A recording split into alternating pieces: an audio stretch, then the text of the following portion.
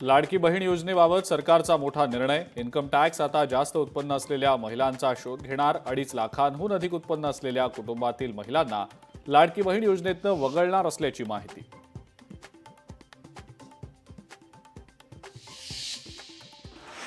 विधानसभेमध्ये बनावट सौंदर्य प्रसाधनांच्या प्रश्नावर चर्चा।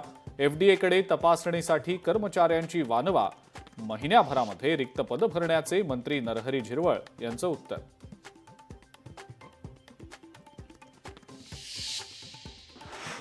मनसे अध्यक्ष राज ठाकरेंनी बोलावली मनसे पदाधिकाऱ्यांची बैठक। दादरमधल्या सावरकर सभागृहात उद्या संध्याकाळी 6 वाजता मनसेची बैठक होणार। मनसेच्या गुढीपाडवा मेळाव्याच्या पार्श्वभूमीवर बैठकीचं आयोजन।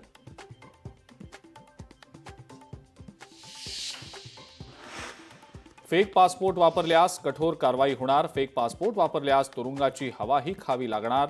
नवीन इमिग्रेशन विधेयकात शिक्षेची तरतूद।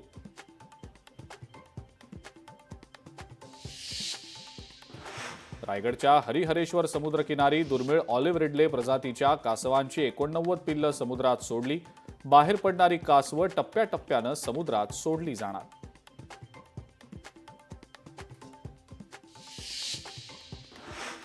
डोंबिवलीमध्ये छत्रपती शिवाजी महाराजांच्या पुतळ्याचं लोकार्पण। भाजपच्या बॅनरवर शिवसेना नेत्यांचे फोटो, मात्र शिवसेनेच्या बॅनरवर भाजप नेत्यांचे फोटो नाहीत, त्यामुळे भाजपच्या कार्यकर्त्यांमध्ये नाराजी।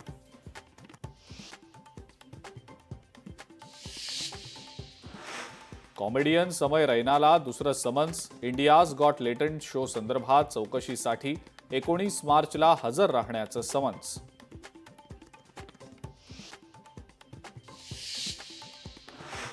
नवी मुंबईतल्या एपीएमसी मार्केट परिसरामध्ये भीषण अपघात। माथाडी कामगाराच्या अंगावरनं गेला ट्रक। अपघातात कामगाराचा जागीच मृत्यू।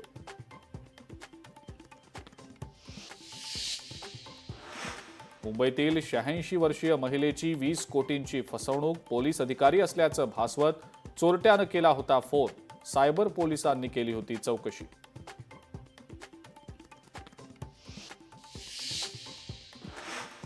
आणि पश्चिम रेल्वेच्या डहाणू विरार रेल्वे चौपदरीकरणाला सुरुवात। चौपदरीकरण 2027 पर्यंत पूर्ण होणार असल्याचा पश्चिम रेल्वेचा दावा। नव्या मार्गिकेमुळे पश्चिम रेल्वेवर 200 लोकल फेऱ्या वाढणार।